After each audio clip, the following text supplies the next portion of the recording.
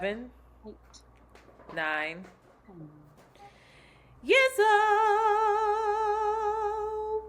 Hey, girl. Hey. Oh, hi. Fancy meeting you here. Hi. Adulting is kicking my ass. Oh. In a way that it's kind of scary. So I live in Philadelphia. Philadelphia, if you do not know, is notorious for their predatory ticketing practices. Philadelphia, if you any reason they can put a ticket on your car, they are going to ticket you the fuck up. I know it to a T. If you have over 3 tickets, unpaid tickets, then they will boot your car. But if you have 3 and under, they won't boot your car. So the area that I live in is heavily regulated, meaning there's lots of hour regulations. You can only stay in your spot for 2 hours before you have to move, and it's all over the neighborhood. So those ticketers are everywhere. Child. But wait, you don't have a parking thing? You don't have to move your car since you live there. I don't. Okay. When shit expires is when it gets tricky. Oh my God. It's so tricky. So then, I look at my dashboard and I'm looking at my registration ticket, and this is like April something. I'm like, oh shit, I gotta get my car registered. I gotta get mine registered. Forgive me, I gotta get my car inspected. My inspection ticket, my inspection's coming up. That happened in April, child. Don't you know? May 1st. Got him. They don't play. I got one ticket. I'm like, bet, yeah, I'm really busy right now. I'm gonna go, because the thing where I get my car inspected is Germantown. So I have to go across the city. I don't go. Why? Why don't because you just get it? It's cheaper. I know them. I trust them. I have a relationship. I'm loyal to my niggas in Germantown.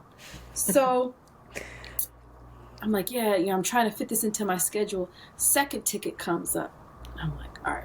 How much are the tickets? You're bugging. $51. No. $51. Finally, yesterday, I think I'm on my 4th or 5th ticket at this point. And I'm like, oh my God, I'm bugging. And I look at the tickets now, and it's saying registration is expired. So then I'm like, what? My car is not registered? How long has my car not been registered? So then I go into my dashboard and into my glove compartment. I got everything but my insurance and registration in my car. I'm like, what? I just been riding around raw dogging it. I have no registration in it. And I'm like, how do I find out if I'm registered? I don't even know if I'm registered. I'm on Google. This turns into hours of time, of me sitting in my car, of me running up to my house, of me flipping my car upside down because I knew I had these papers, me going into my house. I'm on the phone with the DMV. Don't you get on the motherfucking phone with any type of city or state bureaucracy, because you will never, ever reach anybody. So I'm freaking out. I'm like, I can feel my blood pressure. My heart's racing because I'm like, what? This is so frustrating, because in order for me to find out if my car is registered, you have to have the title.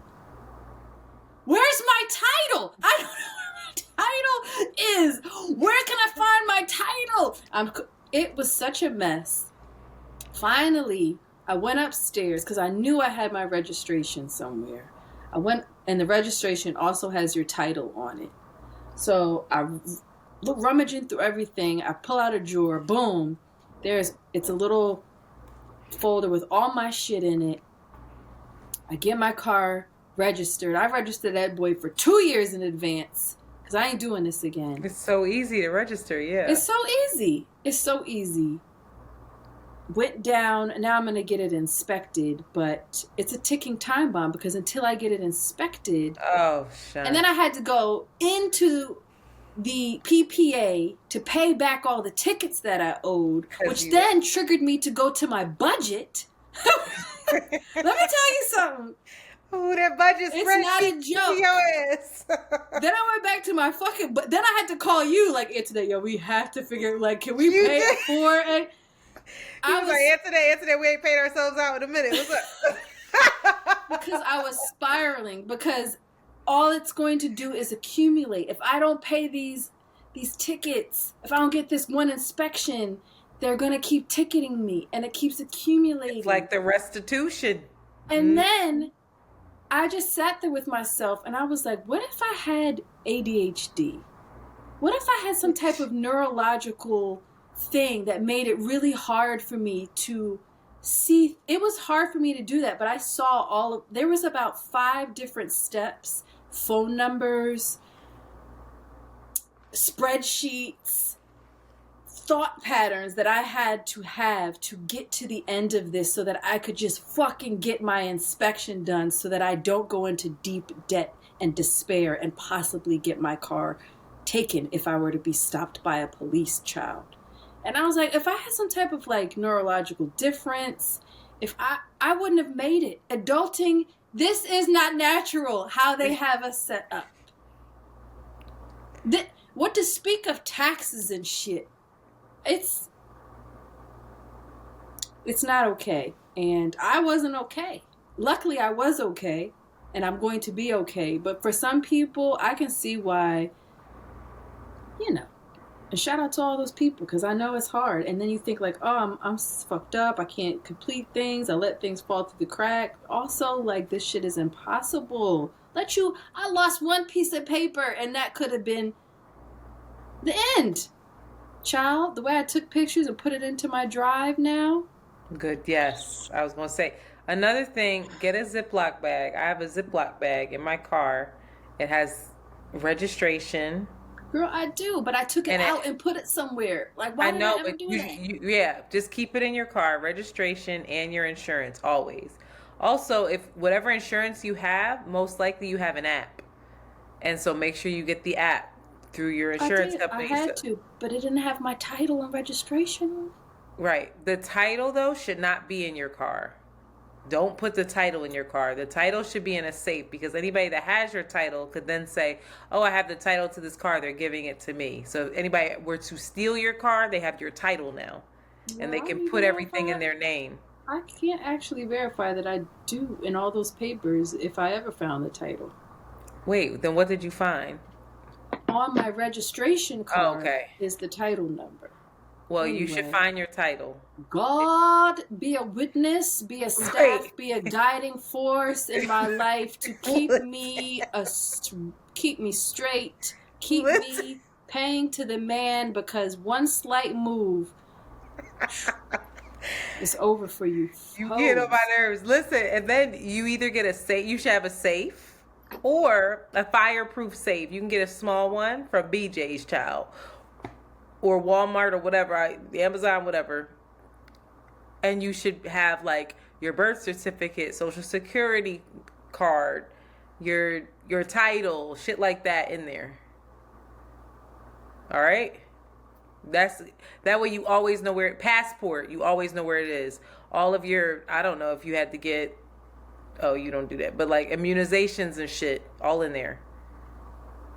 Any type of like savings, bank account stuff, checks, put it in there. That way all of the important stuff is all in one spot and you have access to it. And if anything happens, it's there. You know what I mean? It'll be so much simpler, because then it's not, where did I put it? It's got to be in here. It's always in one place, but the one time that I need it wasn't there. Girl, I gotta say that this has happened before. It happened with your passport, so I just want you to get this. My passport, Jolie stole. Don't you dare do that. No. Don't make me upset. I had it in the right place. Jolie stole my passport. She wouldn't have been able to steal it if it's in a safe. That's what I'm saying. That's what I'm right. She put it in a pot. I'll never forget. She's a little. It wasn't because of my negligence. I put it. No, where I'm not saying. I'm not blaming any negligence on you. What I'm saying truly is that the safe will really help, because it'll be. People can't even get in it. I do got a safe for Sable too. Oh You yeah, don't we'll let put it it. have a key, then it's just scary. No, a combination. You don't need a key. Do a No, I don't need a combination either. I need a combination. combination and a key. All right, both. Okay. And then make sure you put that combination, that number somewhere where you won't forget what it is. I think that you're doing adulting well. I think that the system's, it's made for you to spiral, baby. Just like you said. You almost It's had a so boot. easy. You almost had a boot, and then you can't get to work to handle your business and pick up your child. That's what they do. That's why. And you know what's crazy? Over here, I don't. I have alternate side parking, so you already know it's tricky over here. Now I don't have to move it every hour, 1 hour, but they will ticket your car with a boot on it. I've seen it. I don't think that should be legal. If you got a They boot do on my that in car, Atlanta. that's a sin. Anyway, we're 10 minutes in, but I want to say I'm proud of you. And I'm not saying that you're negligent at all. I'm just offering you little things that my mom gave to me that have made my life so much simpler. I never need to figure out where something is. It always is there. Something else I'll tell you to do: if you lose your wallet, have a credit card that you hardly use. I have one that just pays for my Google Drive storage. I think it's like $10 a month, and that credit card stays in the house at all times. Because if I lose my wallet, I need to be able to function. And that stays in the safe. And I have damn sure lost my wallet and then been like, have an episode of adulting things to do. We should. And please call in and tell us, give us some more hints, because child, we don't know all the things. Speaking of adulting, I'm very concerned about this mattress situation. Y'all, Shanti's going to take my old mattress because guess what? A bitch upgraded. I'm no longer childish. I am so hyped, Boots. You have no idea. I have this new, larger size bed. Mind your business. You don't need to know how big it is, but just know that it's grown. I'm grown now, y'all. I was sleeping in a kid's bed, and now I'm grown. And it feels so good. But I have this other mattress that you want for Joe. Makes sense. I don't want to throw this mattress away. It's pretty much new. But I'm very concerned about you coming up here and putting this mattress on the top of your car and driving home. I had bad dreams about it. And I talked to Black, and he said, that's a terrible idea. And he was like, that shit's going to fly off the top of her car. And I was like, well, I feel like we can figure it out. We can get bungee cords and tape and do all the things. And he was Not tape. Why not tape? I would never consider tape. No. Like duct tape or like No, heavy like duty a bungee tape? cord. No tape. One bungee cord? We need like one 50 bungee cord. You need multiple, but not tape. Shanti, I don't know if this is a good idea. I think that we should get a U-Haul. We're not going to think about this right now on live. All right, I just want to put that out there. I'm very scared about it because I feel like it's going to fly off your car on the turnpike. Yeah, no, that would be terrible. That would be if somebody would lose their life, that would be very upsetting to me. And you're going to be charged with a fucking manslaughter. Oh. And you really spiral. I think it's worth just getting the U-Haul. Not the manslaughter. Listen, see how I spiral? That's how I keep myself out of trouble. Fear. It's the best manslaughter. You somebody bitch. In other news, something that I have been really asking for, and no one's ever corrected me, so maybe this is a new feature, or maybe it's always been there. You can mark texts unread now. Did you know that? If you read a text and you say, oh, I can't respond to this right now, you can swipe your finger that way and mark it unread. Shanti, I've been saying this, that I needed this feature for the last year and a half on this podcast. Did you know that the whole time? That is such a bad trait of mine. I do not respond to text because I'll read it during the workday and I'm too busy to respond, and then I forget to go back to it. So you're telling me that this has always been available? The unread? I think so. Damn. I never do it. I used it as an excuse so many times and no one ever corrected me. But now I know. You know what else I know? Remember the man upstairs that I was saying? It sounded like he had a modular system. I was like, remember I kept saying like he's so loud. I don't know what Yeah. he's doing at night. Yeah. I What's just he hear these doing? wheels going back and forth. So I Yeah. thought like, oh, he's wheeling, like he's pulling down a He's in a Murphy bed or something's going heaven. on up there. Girl, I saw him today on the stairs. He was What is just it? skipping down the goddamn stairs. Guess what was in his hand? A motherfucking Wheelchair. skateboard. I said, Oh. that's what I've been hearing? A skateboard? So I think he's practicing his tricks. Aw. That is Do not you think okay. he'd be You my live in a friend? building. No. Now I really got to craft this How letter. old is he? I don't know. He's probably like 20 something, but I have to craft this letter and say, He's hi. cute. I, what do you mean? Is he cute? What you I'm mean what I mean? sure. Oh my God, the Lakers about to lose this game. Sure. I mean, I don't. Have you ever Not. dated a man that skateboarded? He's gay. But have you ever dated a man that skateboarded? Have I ever dated? No, they were all bike riders. I've never dated a skate. I'm not cool enough to skate. I'm not cool enough to date somebody that skateboards. I'm not like. I don't have like that innate cool in me. Like you have that like innate vibe. Where like I don't think I've ever dated a skateboarder either. but you could. You could date They're like little, like they Lenny little- Kravitz. I could date Lenny Kravitz. Yeah, hell yeah, I couldn't. That Lenny For real, Kravitz. Antoinette? Yes, you don't think you could date Lenny Kravitz? No. Oh my God, so your type. Yeah, farm. You would fit right in. Are you kidding? Oh Lisa my Bonet God. energies. Don't play. I have Shanti. goosebumps. I have goosebumps. I was I'm just not saying I even have goosebumps. playing. I'm not even playing. I I think mean that's the it. nicest thing you've ever said in our entire I've friendship. said so many fucking nice things to you. Fuck you. Are you kidding? Absolutely. I could Yo, never date that- Lenny Kravitz in a million years. You wouldn't want to date Lenny though. That's not even your steez. You'd be like, Wait, who do you think Your I locks could date stink. then? Who's the guy that you feel like, oh yeah, that's. I'm about to get wildly offended. I don't know anybody. I don't know. That's We're not gonna do this now. my We're not exact gonna point. do- She can't even think of somebody I could date. She's like, We're definitely Hold on, talking actually. about a specific type of vibe, and now you're asking me. so what's my vibe? Like, I would think you could date Lenny Kravitz. I don't No, think you want you to. don't think I could. No. Who would work? Like who do I fit with? Like, oh yeah, them. That makes sense. I could see you dating that guy that looked like the guy that's dating what's her name? The Harvey girl. That group of guys. Harvey All girl. those niggas. Also African, like handsome. They wear Oh, suits and stuff. Samson, the baby. Yeah, I can see that echelon. Of, Yeah, the Africans. yeah. The what's that? You tried to save it, throwing Damson out there. You think you slick? I but it's definitely alright. see you. I absolutely think you could and would, and he would too. No, I don't think he would. He's. Well- I watched a couple videos with him, and He's growing on lovely. yeah, He's a lovely little being. I'm a real. growing on me, He's baby. so talented, Shanti. He feels like don't know. a I didn't- son I that saw I want to the- hold close and make sure he's okay. Truly, Oh. I'm like, are you all right? Is Hollywood about to gobble you up? Nervous. John. Anyway, all right. Let's get. Sorry, Brooklyn soundscapes.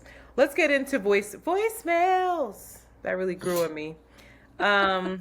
Let's get into some voicemails.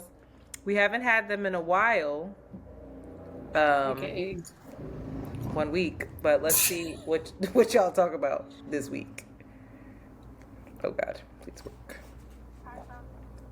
All right, here we go with the So- bullshit. One moment. Sorry, Monty. Patrons. Can you write this down? Shit, don't never fucking work. So frustrating. And the patrons are saying they can't hear it, and I don't know how to fix that. Is it if you put it closer to the thing? Will it do No, it? it's something. It's a setting. It's like, no. Maybe it's when I export it and I say get rid of background noise. Mm. Maybe for these episodes you can't do that. Try that. Please work. Crystal.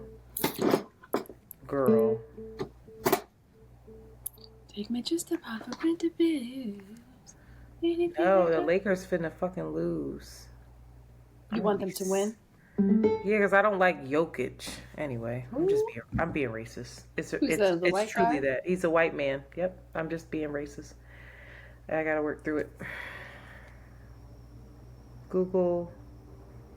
What is the name of this? Google Voice. I kind of like white guys that know how to ball. No, Google Nikola Jokic right now. I don't know how to spell it, and I don't feel like working. Jokic. Google him real quick.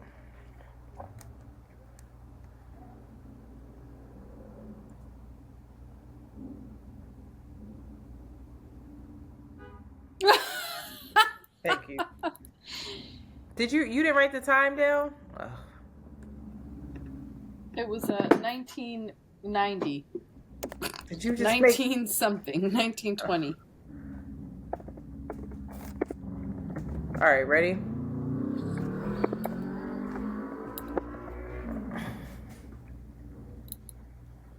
To episode 260, I believe, where it starts. Start over, Jesus. Hi, Shanti and Antoinette. So I was listening to episode 260, I believe, where it starts with, my name is Debbie, by the way, I'm so sorry. It starts with a voicemail with someone speaking about having those hard conversations with your parents and talking about wills and trust and what's going to happen when you pass. So I kind of wanted to give my 2 cents on that. So I am currently 29 years old. My mom was diagnosed with dementia when I was about 18 years old. So at the time when she was initially diagnosed, everything was still pretty good. She was functioning just fine. By the time I was about 20 or 21, she started becoming nonverbal. So with her being nonverbal, there's no conversations I can have with you. She couldn't write anymore, really. My mom did pass this past August, August 5th to be exact. And fortunately, things kind of worked out very smooth. My grandmother was taking care of my mom as things started to get really bad. And she kind of covered everything as my mom's disability checks were coming in. So her funeral was paid for maybe about 5-6 years ago, so we didn't have to worry about that.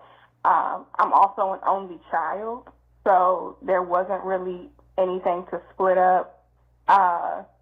So I think it's really important to have those conversations as soon as you can rather than waiting because you never know what could happen. I didn't have the chance to talk with my mom about exactly what she wanted. We had brief conversations through me growing up, me being 15, 16, but I'm not really paying that much attention at that time. I remember some of the things, and I thank her service, and everything turned out how she would have wanted it. But again, I'll say it's really important to have those conversations as soon as you can. Don't hold it off. Like I said, you don't know what could happen. So, yeah, that's my 2 cents. I love you guys. Love the show. Thanks. Bye. Yeah, thank you for sharing that experience. Yeah. That's sad to hear how quickly that happened and losing your mother so young. But it's super, super important. And even encouraging, I think, parents to write it down too. It feels like it could be something.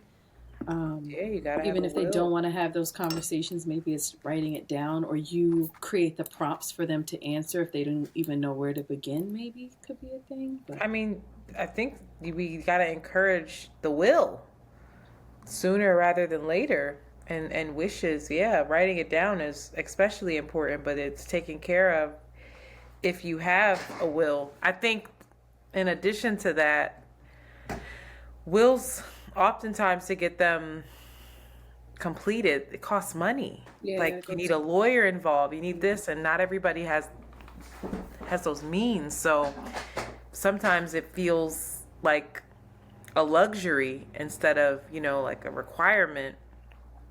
But I don't know. Again, I would love to have somebody on to talk about this who who works in that field or who could help us navigate. Because there's like, you need to have the executor, you need to have, what is the other person who makes the health decisions? Yeah. What's that Executor. called? I forgot. But Executor, like they deal with your estate and Mm-hmm. making sure all of your wishes are carried out. But the power of attorney, Mm-hmm. yeah, there's a lot, and I'm really sorry to hear that. I never even considered, like, what if you know, we always think that it's something you do when you're older, but I never even considered like dementia or a terrible accident or anything. That's just so sad. So thank you for calling. And like she said, it's much simpler when you're an only child, you know? So. Shit, I mean, some could happen to me. Some I need to even consider now. I should have. Yeah, you do. I have life insurance and all that, but it's like have something Yeah. now. You know? Oof. All right. Next up. Hi, ladies. It's Bria calling. I wanted to spark a conversation just about how everyone seems to feel the need to bash black men for having multiple children to multiple baby mothers, despite having the financial means or not. My question is, why are we bashing these black men and not bashing the women? Because the women chose to have these babies, and it's like, if you're going to bash the men for being active fathers, what's the difference between that and women purposefully going out and getting IVF or just getting pregnant in general, knowing that the baby father will never be in that child's life? So I just want to, know what's the difference between a person like Nick Cannon, who is getting bashed publicly daily for being an active father in his 5 different households, and why we're not bashing women who want a baby so bad that they'll spend tens of thousands of dollars on IVF, knowing that that child will never have a present father.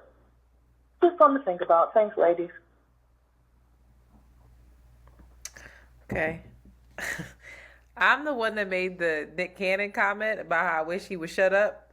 And I stand by that. I do wish Nick Cannon would shut up. Just shut up and go parent. Go do your business deals. I'm sick of hearing Nick Cannon talk to me about his sperm and, his sexual urges and all this nonsense. That's just me. I don't think that we should bash the father or the mother in any case. Especially as somebody who doesn't have children and who's never been pregnant. I'm not going to bash anybody about that. I'm just truly sick of hearing him talk, I think, really flippantly about his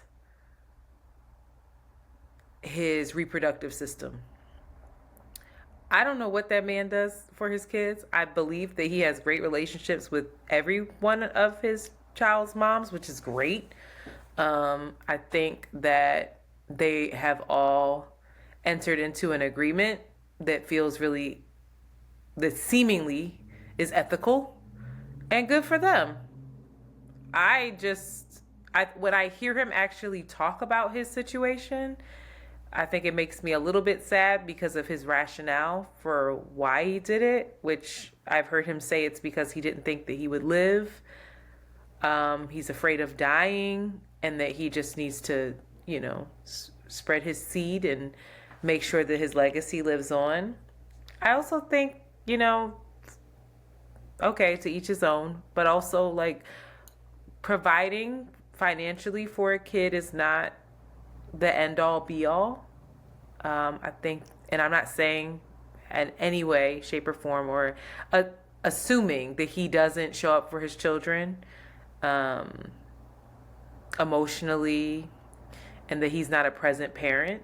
I just think that in general, parenting, especially when it comes to fatherhood, a lot more is required, especially since I had a very present father and lived with my father when my parents split up. So I think I come at it from that angle and that lens, and the privilege of having said parent. But yeah, that wasn't a blanket. My statement on Nick Cannon wasn't a blanket statement around men who have multiple children with multiple women, because I don't feel that way about women who have multiple children with multiple men. That's not my business, really. Just take care of the babies. But the IVF thing, I'm not bashing or shaming any woman that decides to have a child and has the financial means to have IVF and is going to provide the best life that she can for said child. So. And also, that's not comparable. Yeah, it's not, but okay. And also, ain't nobody bashing him. I'm clowning him. I'm not bashing him. Like, what the fuck is wrong with you? It's just also like, what the fuck is wrong with you? Yeah, it's you like you hear the difference in my inflection with that. I love how you broke down everything I said with just the inflection, baby.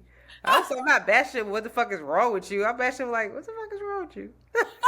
Perfect. That was all I needed to say, actually. But thanks for the call, sis. But yeah, I don't think the bashing. I don't know that we bash anybody. Do we bash anybody? Comment, fuck him. You. Wow.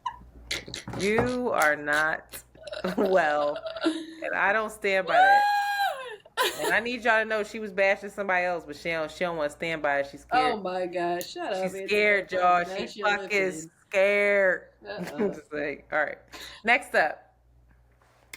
Oh God. Hi, Antoinette and Shanti. This is Nicole. I am calling about the last episode where you guys talked about AI. I don't know what white folks are out here doing, but iRobot. But I'm not trying to go. I'm not trying to get killed by a bunch of robots. They need to slow the fuck down. Also, I'm a teacher, and I came to the realization the other day that children don't have any problem-solving skills because they can just ask Siri. The kids come up to me and ask me questions, and I'm like, well, did you try to figure this out yet? And they're like, well, no. I'm like, okay, well, maybe you should try to figure it out before you pull up to my desk asking me questions.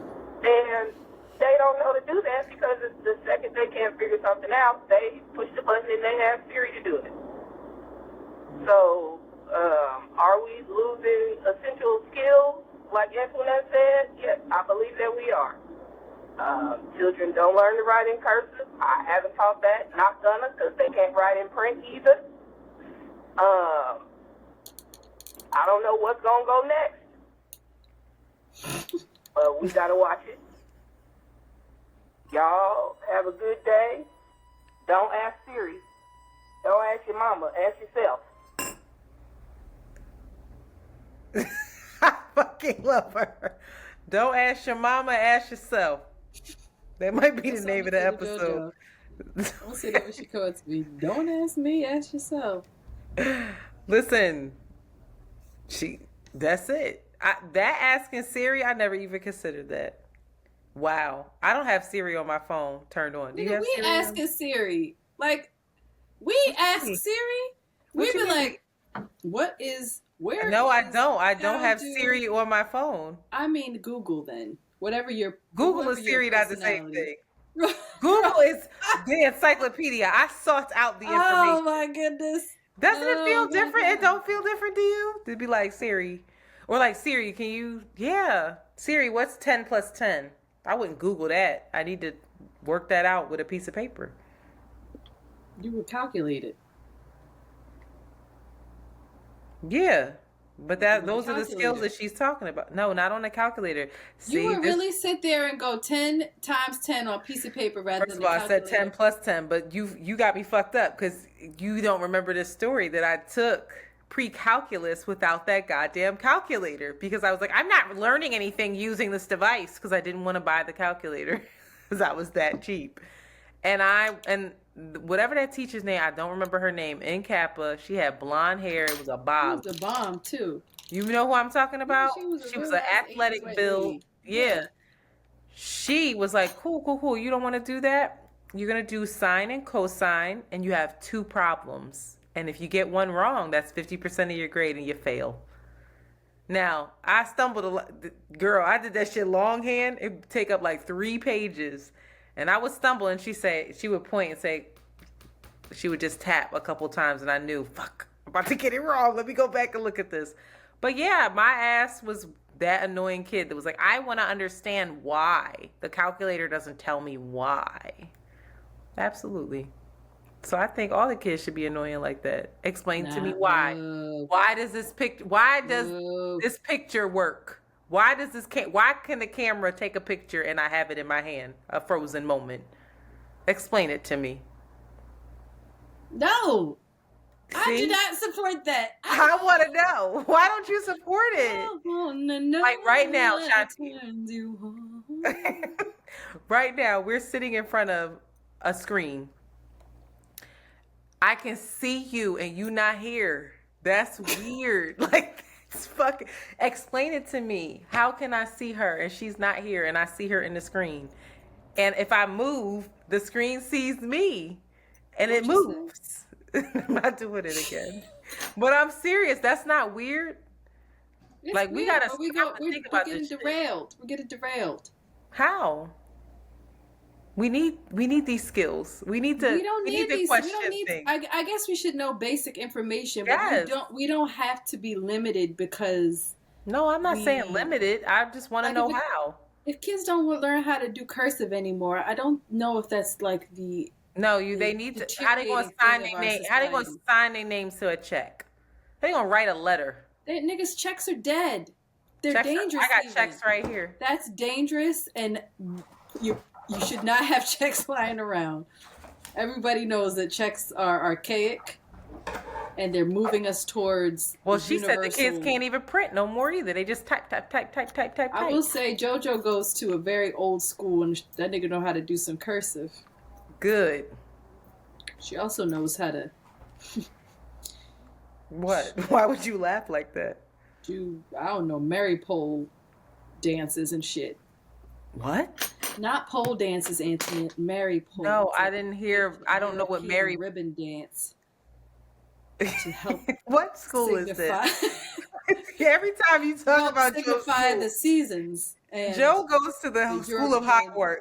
I'm telling you, this school is not fucking real. Give me a break. Every time you talk about this school, I'm irritated. I'm like, it is Hogwarts. This fake school. She's loving it. Yeah, because she in the school just dancing with ribbons and shit. Mm-hmm. Do they have computers at the school? Is she about to learn? Absolutely not. See, but that's a skill she's going to need to have. She'll be on the computer when she go home. JoJo know how to do stuff on the phone better than I do. Tricky. Y'all a little bit too black and white. She got to learn how to send an email. She does. Okay, good. But they don't have any screen time at that school. I'm not against that. It's really good. How old is she? High school, she got to get screen time. She got to know what the hell's going on. All right, we're going to move on. As we just stare at each other confused. And I'm not a parent, so let me stop telling you how your daughter should grow up. But I do feel like she needs to learn how to use that motherfucking computer. She does. All right, ready? Set? Swift on a tablet. Uh-oh. This person's talking about AI as well. Let's see. Oh, boy. Got the people going. Hey, Around the Way Curls. I just finished listening to episode 260, and it was absolutely hilarious. I was on the plane, dying laughing. But I wanted to call in and talk about AI for a little bit. So I work in tech. I've been in research and development for over 10 years. And so I know that a lot of times scientists will create things that the world just isn't ready for. And honestly, it's usually up to the scientists or, to our leaders to kind of make the distinction of if something is ready to be released to the public or if it isn't. And so with that, AI is really just an amalgamation of all the information that we've been dumping onto the internet for the last 30 years, or at least up until about 2021, which means it's not always going to be accurate, kind of like us. But, with that, that is kind of beautiful and frightening at the same time. I think the other thing to add to this conversation is the fact that a lot of people have been, working on ways to regulate this and also warning us about this, including Black women. One specifically, her name is Timnit Gebru. Probably saying her name wrong, but she was a leading AI researcher at Google who had a whole team working with her on this and actually ended up being fired because of a research paper she wrote warning about the risk of AI to, social and ethics concerns, especially around racism. They asked her to tone it down and take that information out, and she said, no, I have data to prove it. And so they ended up firing her. And so we've been kind of ringing the alarm about this for a while. This happened back in 2021. And so really, I think the thing we need to do as a community is educate ourselves on how this works, understand the pitfalls of this, but also know how we can use this to our advantage, how we can use this for our business, and how we can make sure we don't end up getting left behind. Certain careers are going to be lost, but new ones are going to be created, like you were talking about, Antoinette. And so we need to just stay up to date on this. And then lastly, 3D printers. Y'all, 3D printers are great.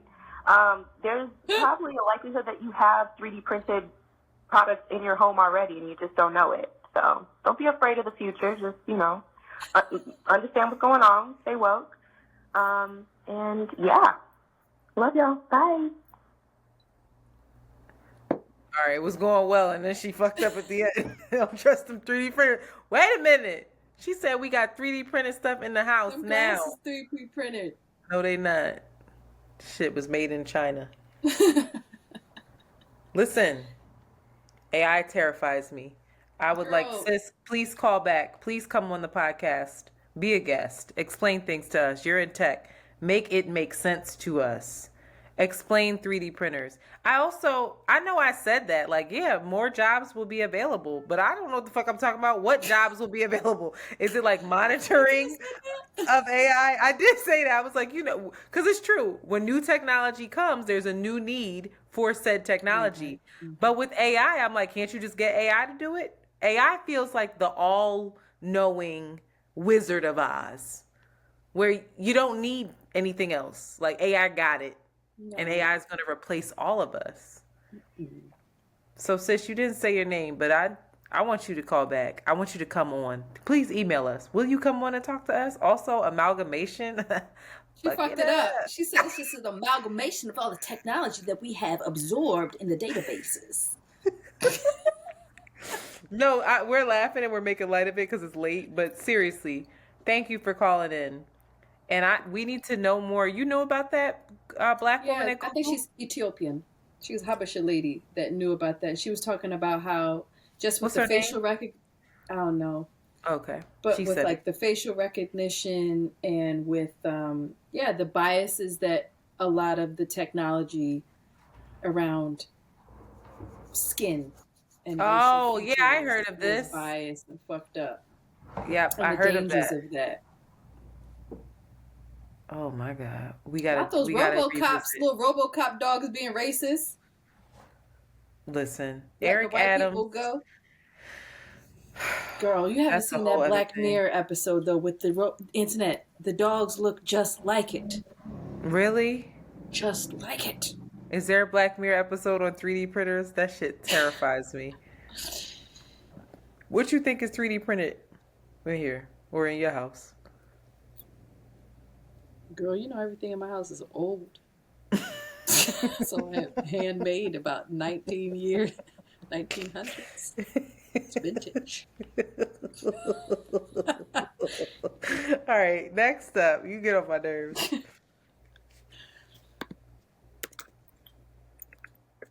Hi, Antoinette and Shanti. My name is Chris. I've called in a couple of times before.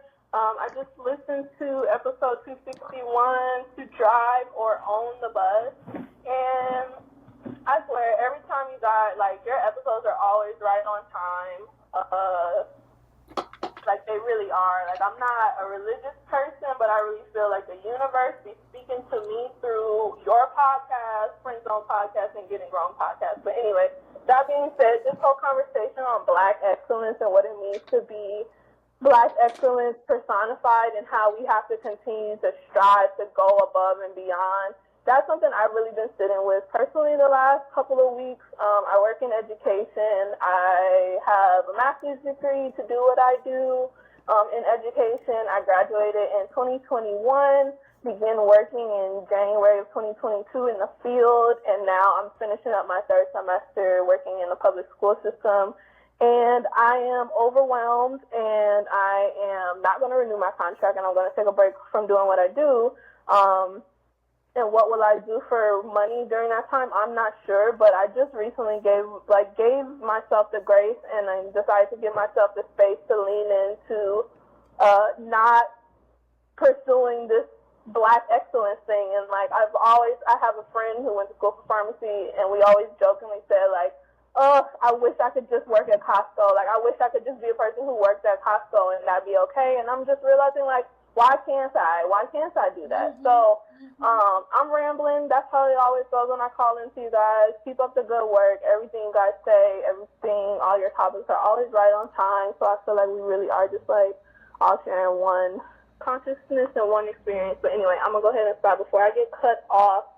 But, yeah, the Black excellence trope or whatever really got a lot of us in a chokehold, and after seeing how there's so many other ways to make money, especially coming out of the pandemic, seeing so many new careers and other like avenues possible is really just kind of making me feel like I wish I hadn't like gone so hard to like go the traditional route of pursuing higher education to get this like degree to guarantee some kind of financial security and be this model of doing it the right way. So yeah, basically I'm gonna take a break and just be like a regular person and just work a quote unquote regular job, and then so I can find that spark to get back into working in education and doing what I do, because I truly do love what I'm doing, but I feel like before my motivation to do it was like a little misplaced and really based in like this idea of like assistant got cut off. Sweet being. She literally said, I don't want to go because I don't want to get cut off. What a great, you go, because I see you inspired. No, that's good. I think it's wonderful. That's it. Yeah, take some time, regenerate, direct yourself, figure out what the next move is. Just can't keep doing this unsustainable rat race energetically, right? But like if you feel fulfilled, you can actually sustain it. So good. That's good.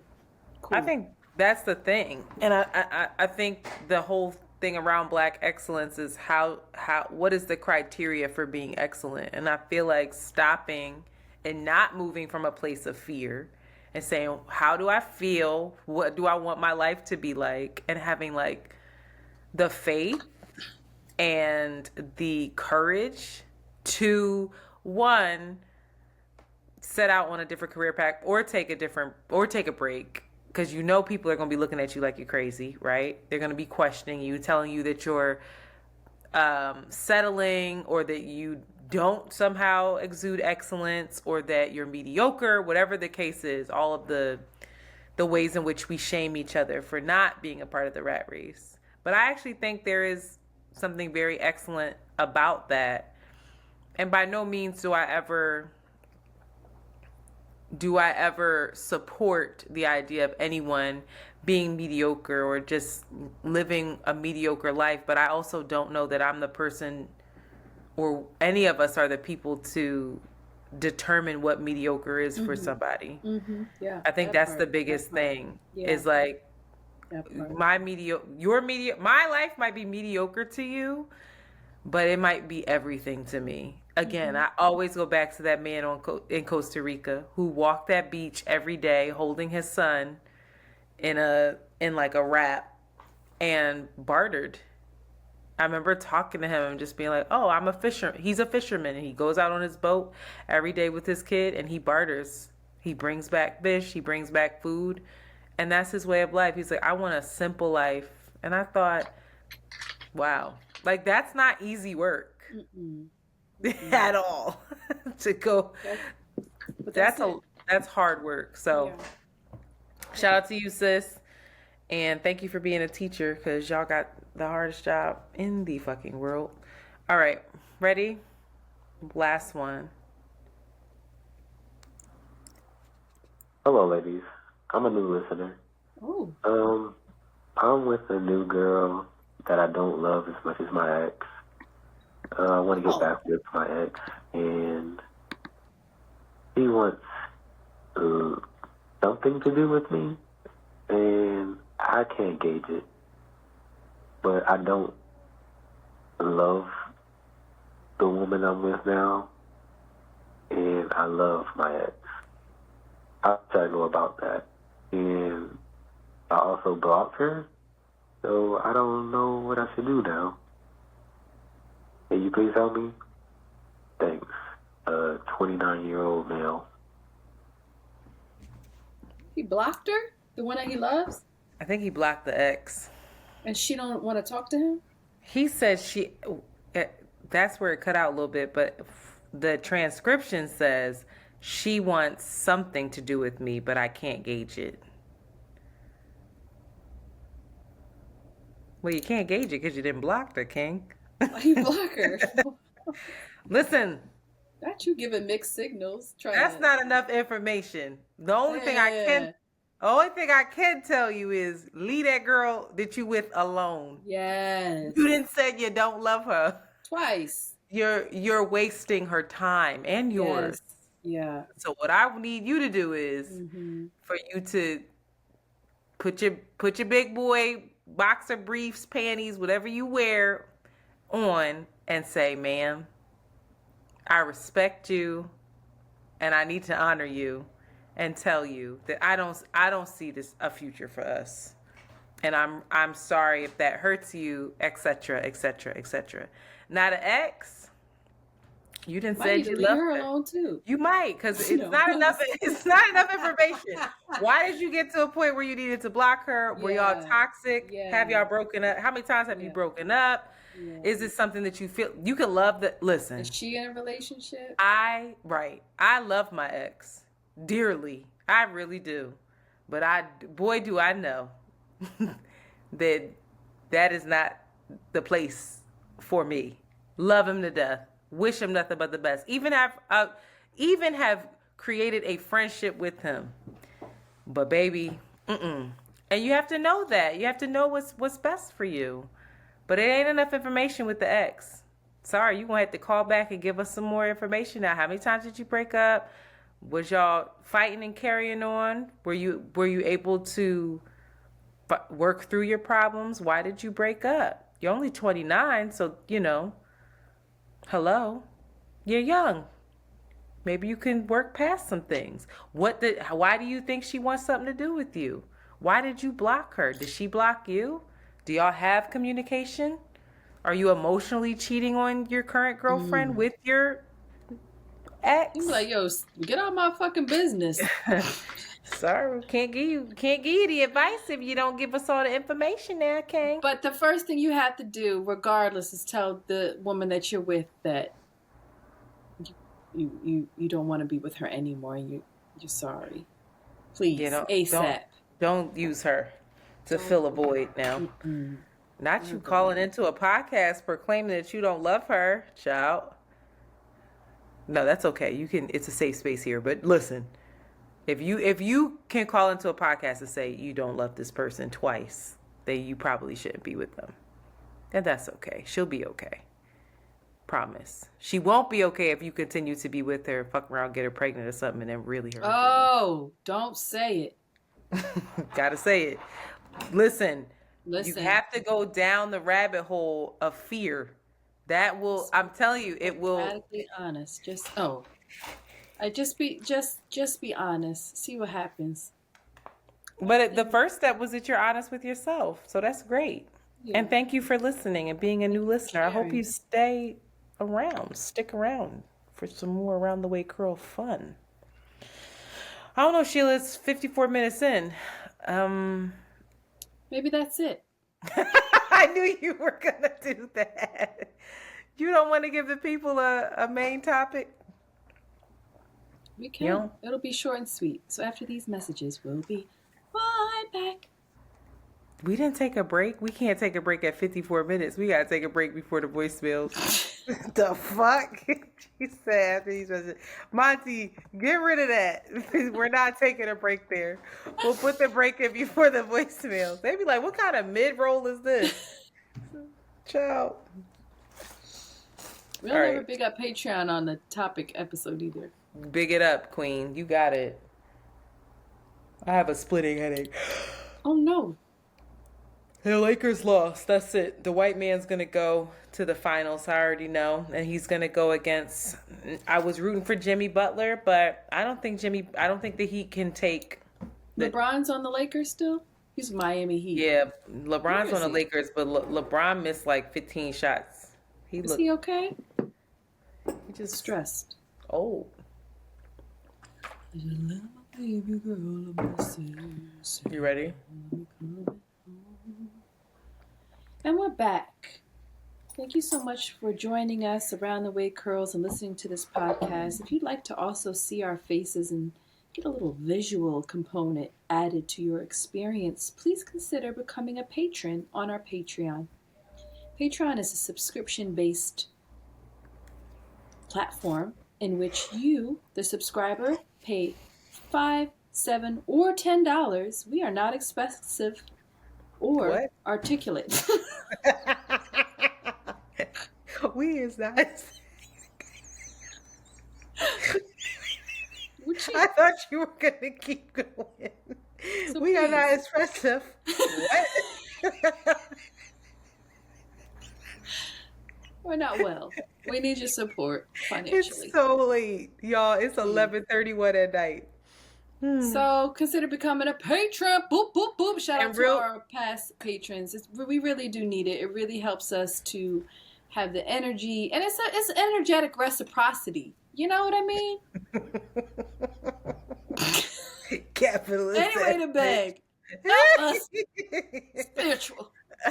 She gotta pay them parking tickets, y'all. I Help her. Real rap. The girls drowning over here. We gotta pay Monty and we gotta pay these fucking parking tickets. Help me.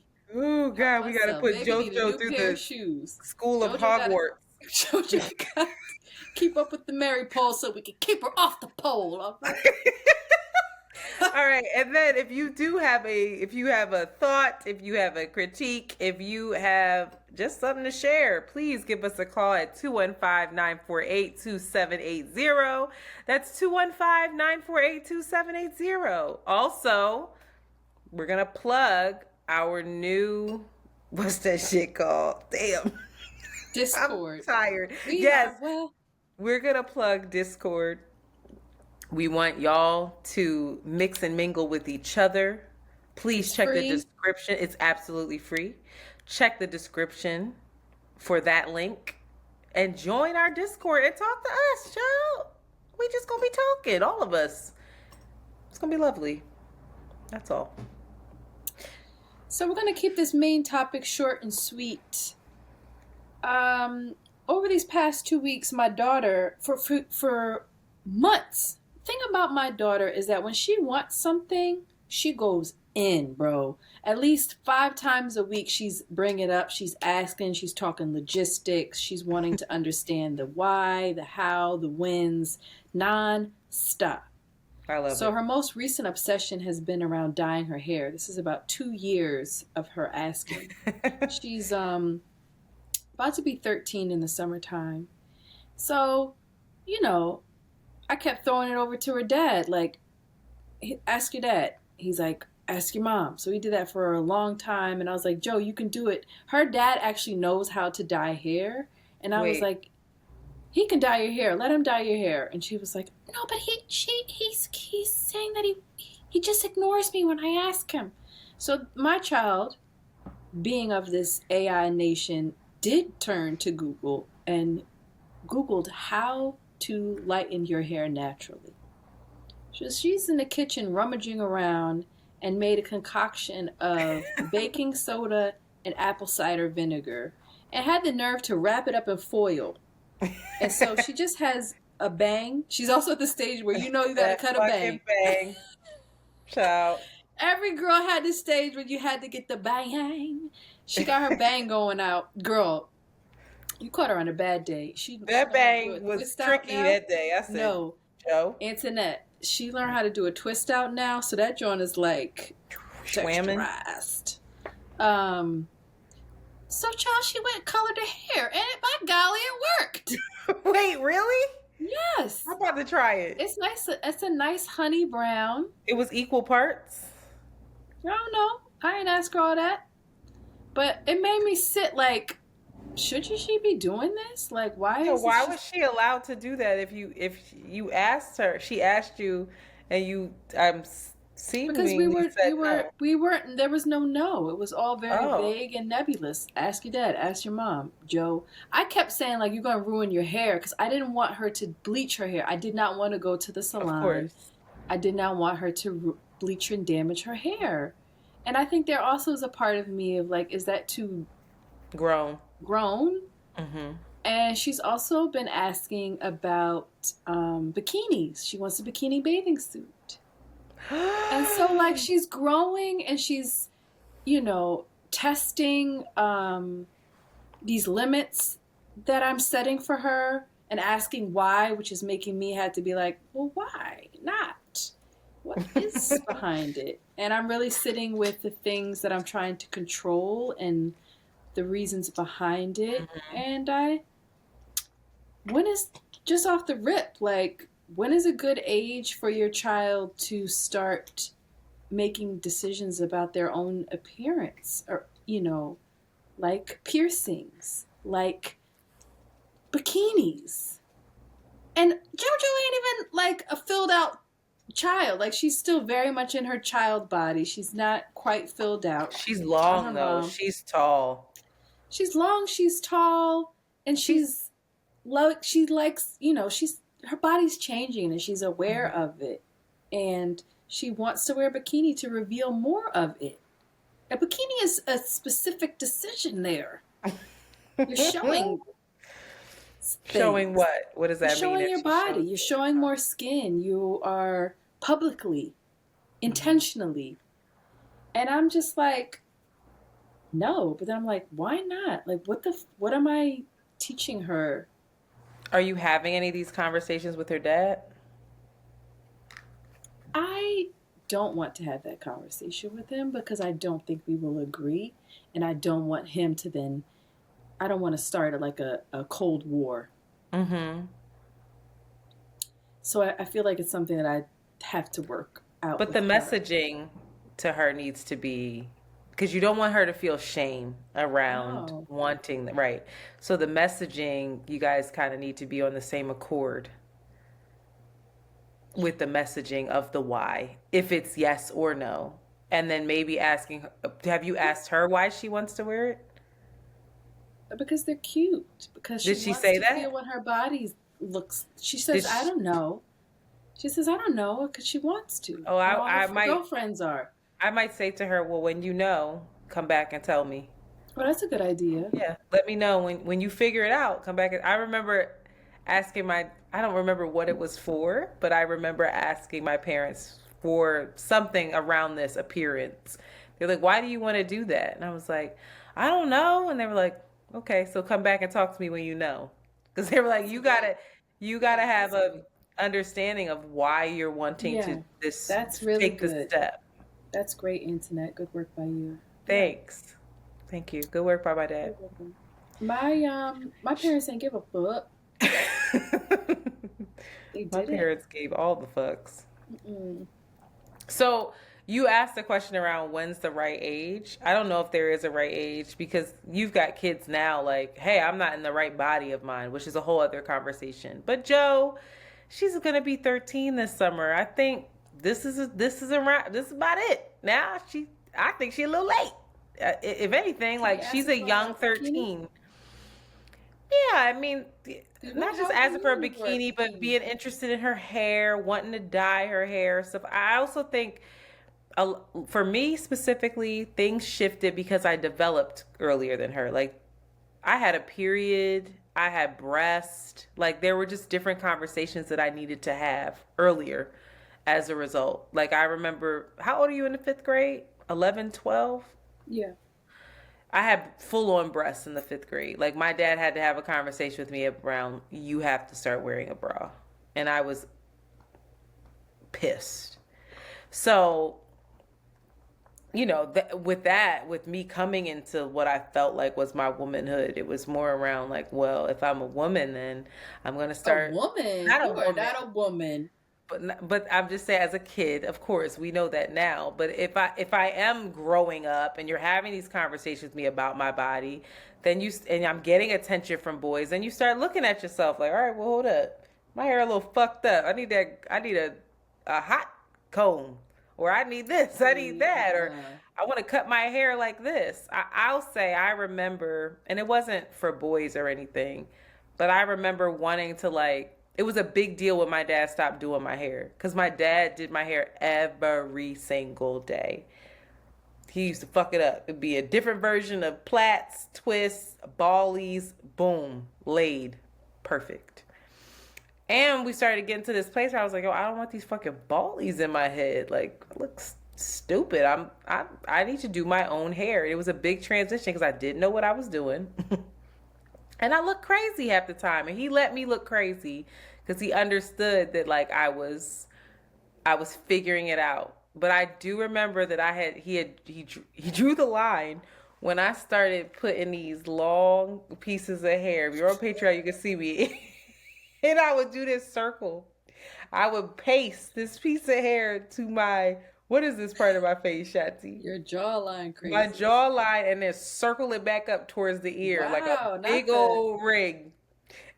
The worst part was that I would take my mother's hairspray and spray it on my cheek to smash it down.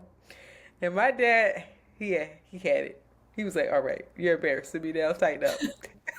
But I remember being upset when he tried to tell me I couldn't do it. And I was like, this is who I like it. I like it. This is like who I am. I want to do it. And I'm getting older. Beard. Listen, he ended up letting me do it as long as things weren't too grown, quote unquote. I will say that the conversation that you need to have with her is around like, and with yourself is around how are you, it's a delicate balance that I don't have of like shame. Where are you shaming her? Where is your own experience with shame coming up? Yeah. Right? Especially around her body. And then where's your own trauma coming up with your hair? We want to protect baby's hairs now because we've all, listen, I bleached my hair, me coming of age, I've done all the stupid things. My sister cut my hair like the Beyonce hair on the Destiny's Child album was supposed to be layered, and she literally just took scissors to my fucking head. No parts, no nothing. There was no mathematics involved. She just cut. And I remember my mom being so upset. I remember going to Jasmine's hairstylist and having Tweety Bird yellow hair because I just wanted to be Khalees so bad. And I was not Khalees. I looked insane. All of my hair fell out. Like, there's all this trauma that we know of that we're like, I want to protect you from it. But it's a rites of passage. It really is. And I remember wanting to wear high heels. I remember I had high heels in the 8th grade. Not high heels, but they were heeled. They were heeled. Yes, you did. First of all, oh, no, you didn't know me in the 8th grade. You didn't know me until I was 11. You had full-blown high heels. Oh, high school, I wore pumps every day. Click, clack, click, clack, click, clack. You couldn't pay me to wear pumps today, but I wore these. I remember they were these ankle boot heels, and they were maybe like 2 inches, but I had paired them with a skirt that was above my knee. So when you have a boot on, this like a calf boot, it accentuates your thighs. And I remember being in, I was in the 7th grade because there was an 8th grader who was like, God damn. And I remember feeling so uncomfortable. and just being like, why did I wear this? I look like a slut. I look like this. I look like that. And being so upset and couldn't wait to get home to like, and I was like, I'll never put this on again. And I remember not wearing them and my dad asking me, why don't you wear those boots? And I basically told him like, I didn't want to tell him because I thought the boy was going to get in trouble. But he said to me, did it get you attention that you didn't want? And I was like, I thought I was in trouble. And I was like, yeah. And he was like, you needed to understand that. Yeah. She might And say, I love this attention though. I love this. This what is if my she does? What if she does? And then you got to navigate that. I didn't love it. And that's part of it. You got to know your kid. I don't think Joe is going to be like that. But he knew his kid. I don't, my dad did not parent my sister and I the same way because he knew his kid. I'll say that. You are her mom, you got to know. But like, it sounds like you could do whatever you wanted. And did that work? Like, did they know their Sure. kid? I mean, it worked just through trial and error. Like I wasn't, again, it's very just interesting how we're talking about, this coming of age, sexuality, attractiveness, decisions that we're making, and we're like on this teetering line of being provocative, and how that felt. Like when I started working at a very, very young age. So I had my own money at a very young age. So a lot of the things that I bought for myself, my parents had no idea that I was just buying shit for myself. So the idea of like clothing, shoes, all the way down to my panties, I was purchasing for myself. And You got some my dad, Victoria's Secret panties or something? no, I went right to Burlington Coat Factory and bought baby fat lace panties. They were cute, but they were thongs and drawstrings. I was like 13, 14 years old, buying very sexy panties. I made all decisions around my hair for myself. I got my ear piercings, my second hole, my mother gave me permission with. And then I got my nose pierced when I was 14, which is very young. Yeah, that's young. But y'all was also Yeah, so in like terms of into Indian culture and shit. So that's it's a also little very different. true. So yeah, me piercing my nose, my dad was just like, "Oh, that's just normal," and I got on the Right. wrong side. If anything, fucked up. But yeah, I was never censored in my appearance. I'm lying.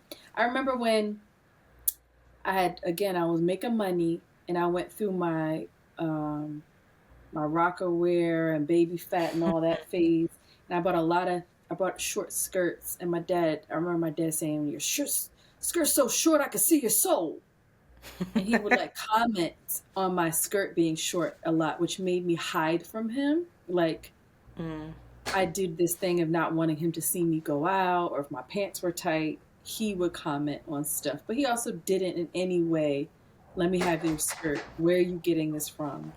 Why are you dressed? There's no conversation. curiosity or like interrogation of what was going on in my mind. It just made me hide and want to hide from him and understand that I had to present a certain way in front of him and then run these streets a different way. But Interesting. yeah, I was just fiercely independent in that way, and it had a lot to do with money. Like, y'all ain't buying me nothing, so Yeah, for me, it was interesting because a lot of the no that I received was more so around my father specifically making sure that the power dynamic was what it was. I don't even think sometimes the no was even necessary. I think he was just like, no, because I said so, and you're a child, and you remember that shit. I started working at, I think, 13. I had to get special permission, like a little work permit or whatever. But that money wasn't mine to spend. Yeah, I could not spend my money. I wasn't allowed to access my money. It was in an account that, I didn't even have a card to. And he was like, we need to teach you how to save your money, period. Like, you don't need to touch your money. If there's anything that you need to buy, I need to understand why you need it and what's it for. Do you And think he that explained it to me. do you I are you think it grateful for that, or do you think that for the that because I think my dad knew his kid, and I think that he knew that I would have been going into that. Now, eventually, I was allowed to access it. I think around like 16, I had the card. I would take my little $20 out here and there, spending it on nonsense, mostly snacks, junk, fucking Dunkin' Donuts before school, shit like that. But initially, it was good. So I think that he knew his kid, but there were no's that didn't make sense, and there were no's that was like for instance, my coming of age, yeah, the hair stuff is always like kid stuff, but the piercing of my nose was a really big deal. My dad had said absolutely not. I My mom would say I made that body, like I created you, like we were possessions. Not anymore. They've since progressed. But she would say, why would you want to, uh, what is it? Not defame, deface? deface, like your Defile? body. I made that, defile, yeah. And so it was a big deal. I kept saying to my dad, like, I want my nose pierced. Again, why? I just like it. I How just old were you when like you got your nose pierced? 18. On my 18th birthday, he had told me I better not go get my nose pierced. And I went to South Street with Jazz, and I think Amanda was there, and got my nose pierced. And I remember coming home and sitting down and him seeing it. And he sat there, and we sat quietly. I'll never forget it. He sat at the head of the table, and I sat at the other head of the table. He said, so you did it anyway? And I was like, yes. And he said, so you deliberately disobeyed me? And I said, I didn't say anything. I just sat there. And he said, do you think you're grown? And I was like, no. And he said, you must. You'll start paying rent. Oh wow. And that was his way of like, you still in this fucking house, and guess what? You didn't respect the hierarchy. And I think that was a little fucked up, and that was like, okay, you're just asserting your power at this point and like getting off on it. But the big thing for my dad and I was not about how I look, was not about appearance. It was like me telling him about himself once. I'll never fucking forget it. I came downstairs. There was a lot of hypocrisy that I was noticing. You know, you start getting older and you're like, hold up. You're not all this shit that you telling me I gotta be. Mm-hmm. And I have confusion. And I remember my sister was there too. And I said, Dad, I need to talk to you. And I told him about everything that I observed, about his relationship at the time, about him, about his parenting, about how, you know, that was back when, you know, he did the whole drug thing and sent me out in the street to tell him, because I was eating vitamin C, Flintstone vitamins, telling me, do I want to be a crackhead? I'm like, you smoke weed this whole time, sir? That shit smell funny. I know it. And it was like a blow up. It was a fucking blow up. And I remember I was like, I'm leaving. And I was crying. And he had demanded, he was like, you're not going anywhere. You go the fuck upstairs in your room. And again, he needed to assert his power. And I remember my fucking sister coming to my room and saying, you have to leave. You have to do it for the both of us. Like, it was so ridiculous and dramatic. And I was like, I do. Like, this is a big deal, because if I don't, he will have this power over me forever. I will never be an adult. And yeah, I'm still here, but I'm like working and I'm about to go to school.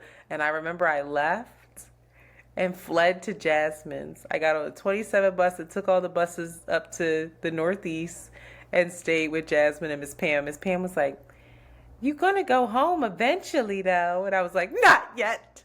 He doesn't get to do this to me, Miss Pam. It was so ridiculous.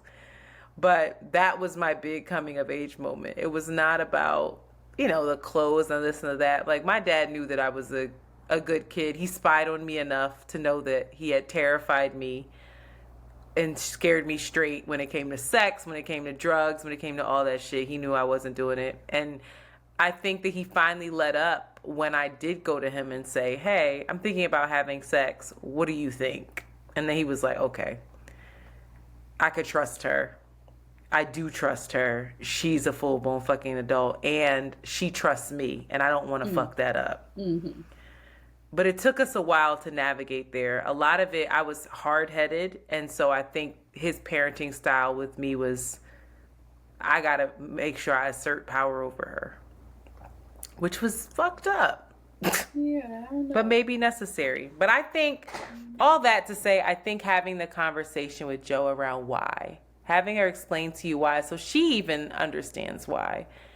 And like, do you really want to dye your hair? Why do you want to dye your hair? What do you want it to look like? What are the pictures that you've been looking at? You know, what's influencing that? Well, she made it happen, and it looks cute. But yeah, like the bikini thing, you gotta talk to her dad though too, because y'all have to be on the same page. I don't know if that's possible, unfortunately. So I don't know if that's a criteria of mine. Maybe that he should just hear where I'm coming from. But I don't know that we're going to be on the same page, or that I expect us to be on the same page. But well, you don't want it to be a surprise to him. I'll say that. He should hear where you're coming from. Yeah. Yeah, and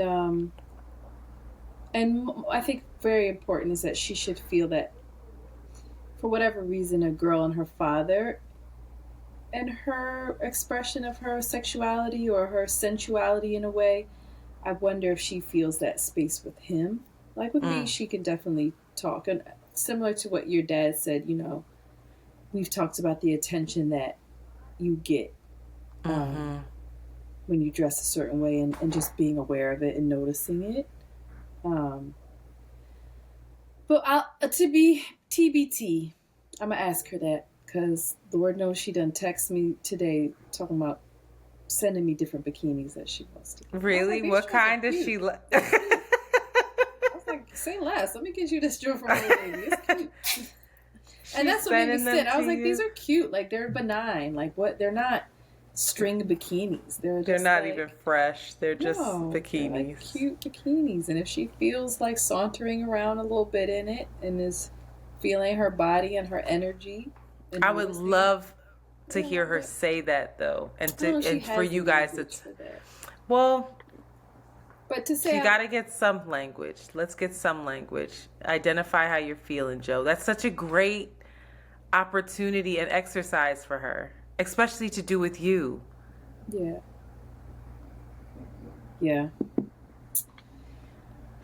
Baby's growing. It's exciting. I know, child. I looked at her and was like, the fuck? She taller than you?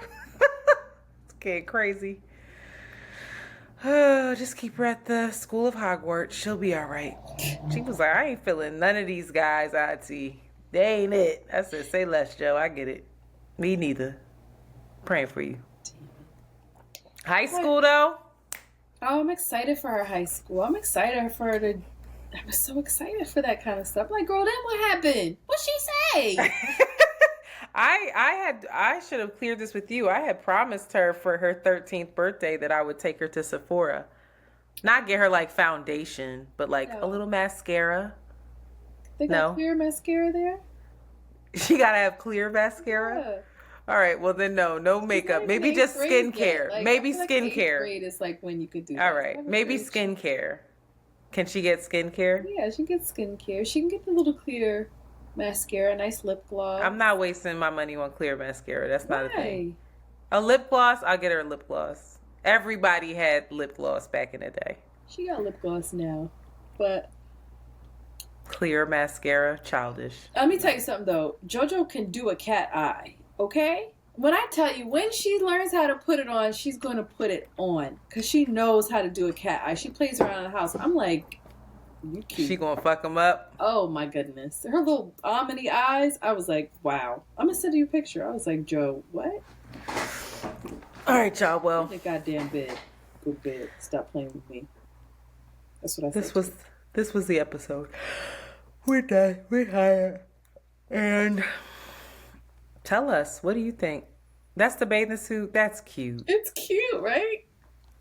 That's cute, and it's full coverage. Oh, that's cute.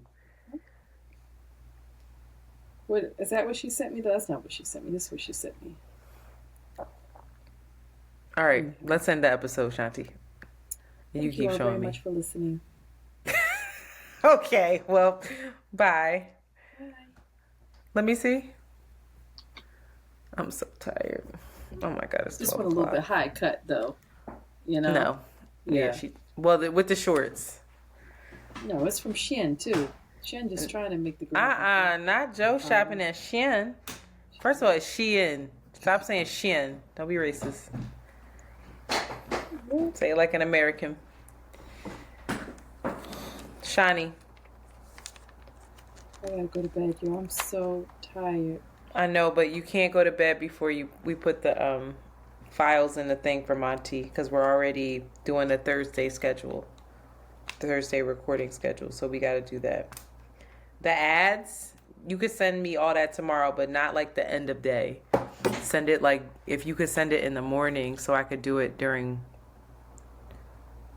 Can you hear me? Yeah. All right.